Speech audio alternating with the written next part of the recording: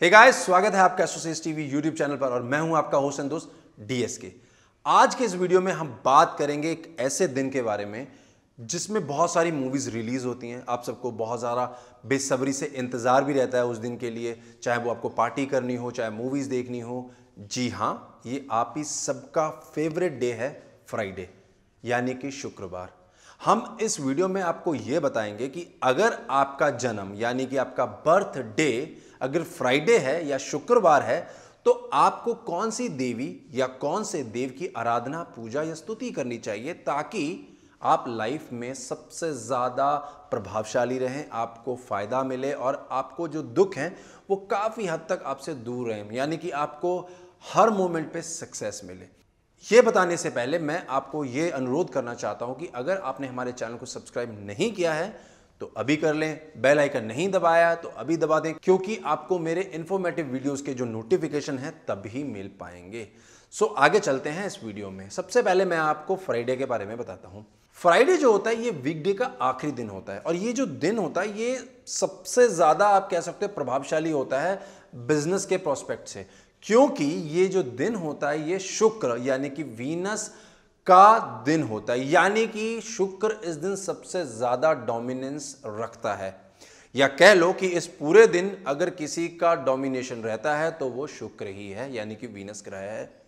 अब जो वीनस या शुक्र ग्रह अगर हम सोचें या समझें तो इसके दो राशियां होती हैं। पहली होती है इसकी टॉरस यानी कि वृषभ और दूसरी होती है तुला यानी कि लिब्रा साइन। और ये तुला ही राशि है जो बिजनेस को डिनोट करती है, क्रिएटिव वर्ल्ड को डिनोट करती है, जिसमें कि हमारी फिल्म इंडस्ट्री भी आती है। नक्षत्र की बात करें तो शुक्र के 3 नक्षत्र हैं, भरणी, पूर्व फाल्गुनी और पूर्व आषाढ़। और अगर शुक्र की बात करें हम अपनी बॉडी में तो ये सबसे ज़्यादा जो डिनोट करता है वो हमारे सीमेन को करता है, वीर्य को करता है, और जो वाइटल फ्लूइड्स होते हैं एक्सेप्ट दी ब्लड, मतलब ब्लड को छोड़ के, खून को छोड़ के, जो भी हमारे इसमें तरल स्टेट में यानी कि लिक्विड स्टेट में होता है उसको डिनोट करता है।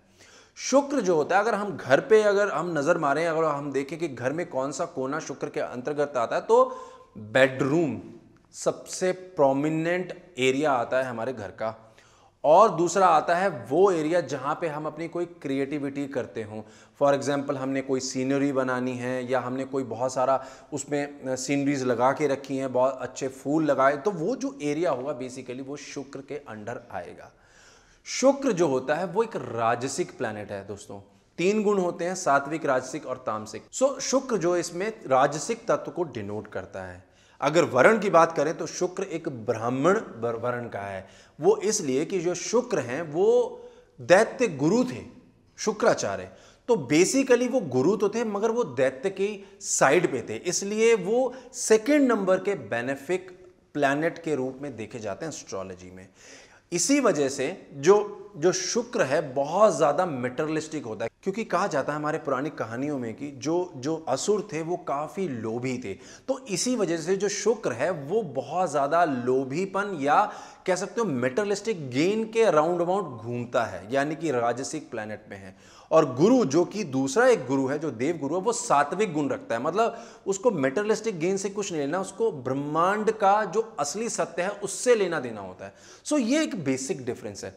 साथ ही में अगर आप देखो तो शुक्र जो है वो एक्चुअल में सिनेमा लाइन को डिनोट करता है, यानी कि जितनी भी मूवीज आती हैं और जितने भी आप क्रिएटिविटी की चीज़ें करते हैं, फैशन के रिलेटेड हो या किसी भी XYZ जिसमें आप क्रिएटिविटी लाएं, वो सब शुक्र के अंडर आता है। और यही एक कारण है कि हमारे इंडिया में शुक्रवार वाले दिन यानी कि फ्राइडे के दिन मूवी रिलीज होती है, क्योंकि मूवीज या फिल्म को जो रिप्रेजेंट करता है, जो बॉस करता है, वो शुक्र ही है।